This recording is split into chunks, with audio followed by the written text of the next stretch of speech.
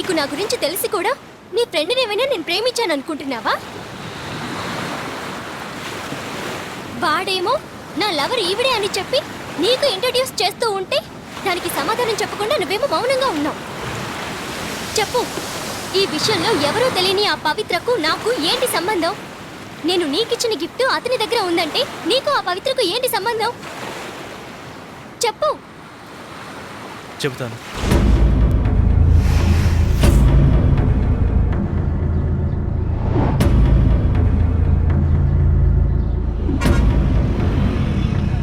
జాగ్రత్తగా వెళ్ళండి, మరి నేను వస్తాను. అలాగేనయ్యా.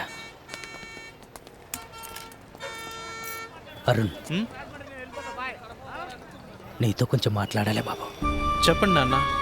సూర్య పుట్టినప్పుడు అన్నానికి కష్టపడ్డా.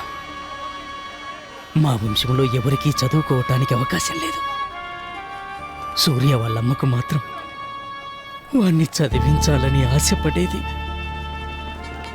సూర్యకి 5 ఏళ్ల వయసులో వాళ్ళమ్మకు అమ్మవారు పోసింది. దాంతో వాళ్ళమ్మ చనిపోయింది.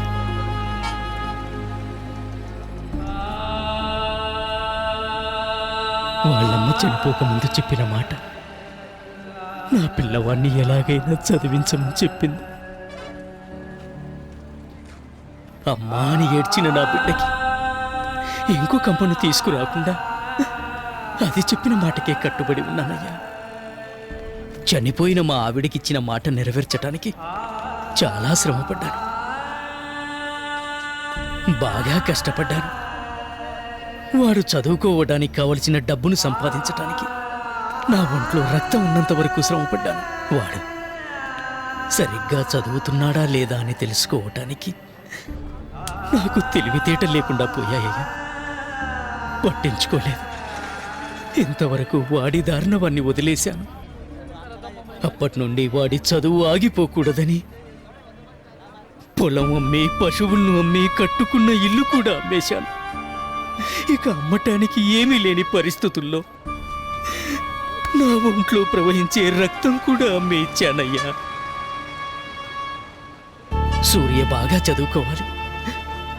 వాళ్ళమ్మకిచ్చిన మాటను కాపాడడం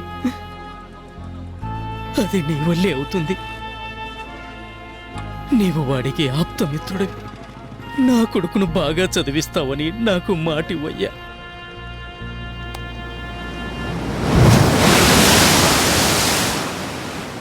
చదివించమని ఆయన బస్సు ఎక్కి వెళ్ళిపోయాడు. చెప్పిన మాట వినే పరిస్థితుల్లో సూర్య లేడు. నాన్నకిచ్చిన మాటని అవాయిడ్ చేయడం కుదరలేదు. ఆలోచించాను. కన్న తల్లిదండ్రులు చెప్పిన మాట వినని వాళ్ళు ఒక అమ్మాయి చెప్తే వింటారు అనిపించింది. పవిత్ర అనే పేరుతో లెటర్ పంపి వాడిని చదివించాను. అంతా నేను అనుకున్నట్టుగానే జరిగింది.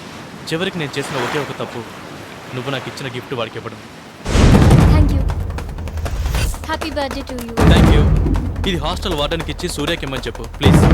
సూర్య, ఎవరో ఒక అమ్మాయి వచ్చి ఈ పార్సల్ ఈ లెటర్ నీకు ఇమ్మని చెప్పి. బుద్ధుందా నీకు? లవ్ చేసిన అమ్మాయి గిఫ్ట్ ఇస్తే దాన్ని భద్రంగా దాచుకోవాలి. అది మానేసి దాన్ని వాడికిస్తావా? అర్థం లేకుండా మాట్లాడక పూజ. ఏదో చదువుతాడు, పాస్ అవుతాడు అనుకున్నాను. కానీ యూనివర్సిటీ ఫస్ట్ వస్తాడని కల్లో కూడా ఊహించలేదు. వాడికి ఏదో గిఫ్ట్ కొనిద్దామని ఆలోచిస్తున్నప్పుడు నువ్వు బర్త్డే గిఫ్ట్గా నాకు ఒకటి కొనిచ్చావు. నీ సెలక్షన్ ఎప్పుడూ బెస్ట్గా ఉంటుంది కాబట్టి అది తెరిచి కూడా చూడకుండా అలాగే వాడికి ఇచ్చేశాను. షాపులో ఉన్న నువ్వే వాడి ప్రేమికురాలు అని తప్పుగా అనుకున్నాడు పూజ. తెలివితేటలుగా ప్రారంభించిన విషయం ఇప్పుడు మూర్ఖత్వంగా పరిణమించింది. ఇప్పుడు దీన్ని ఎలా డీల్ చేయబోతున్నావు? చాలా సింపుల్ పూజ. వాడి దగ్గరికి డైరెక్ట్గా వెళ్ళి నిన్ను చదివించడానికే నేనే ఇదంతా చేశానని వాడికి వివరంగా చెబితే సరిపోతుందని నా ఉద్దేశం. దాంతో ప్రాబ్లం సాల్వ్ అయిపోతుంది. రేయ్, ఏంట్రా ఈ వేషం? ఏం లేదురా, మనం తిరిగి తిరిగి ప్రేమిస్తామా, వాళ్ళు అన్నా అన్నా అంటూ 5 నిమిషాల్లో రాఖీ కట్టేస్తారు. అందుకే చేతులు దొరకకుండా దాచేసుకున్నా. సరే, సూర్య ఎక్కడరా? ఇక్కడే ఎక్కడో ఉండాలరా. ఉండాలి. వెతికి చూడు.